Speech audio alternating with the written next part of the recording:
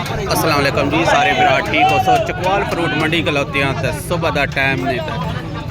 फ्रूटा का रेट पता करे ने सारे विरा वीडियो ज़्यादा से ज़्यादा शेयर तो लाइक करन ताकि सारे विरावां को फ्रूट का रेट की अपडेट पता लग बजे तो खरबूजा काफ़ी आए बने बोली लगती पई ने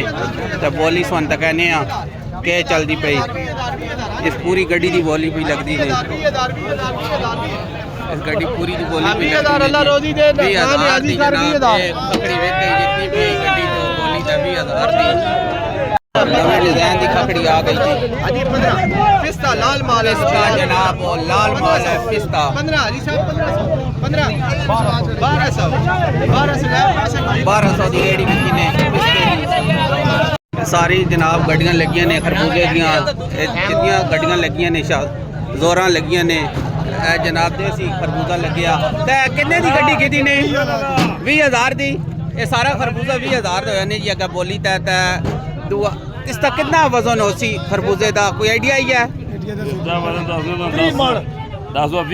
20 मन वजन होसी 20 मन पक्का जी जी 20 मन ही दसने पे नहीं केड़ी जगह तो लेके आयो खरबूजा लेके सलकोट तो आए हैं सलकोट तो आ रहा नहीं जी जी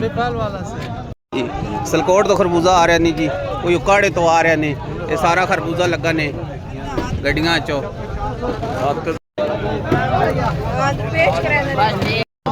गर्मे की बोली पे लगती नहीं 1500 का गर्मा विके ने इस गड्डी गर्मा आया ने सारा 3,000 रेडी विकी ने जी 2 मन इसे खरबूजा आम भी आया नहीं जी आज वाल फ्रूट मंडी आम भी आया मन पेटी का रेट पता करे ने के आज रेट चल रहा जी भाई जी आज ये 2500 रुपए 2500 का वजन कितना कोसी पेटी का वजन 10.5 10.5 किलो केड़ी नस्ल का आम है ये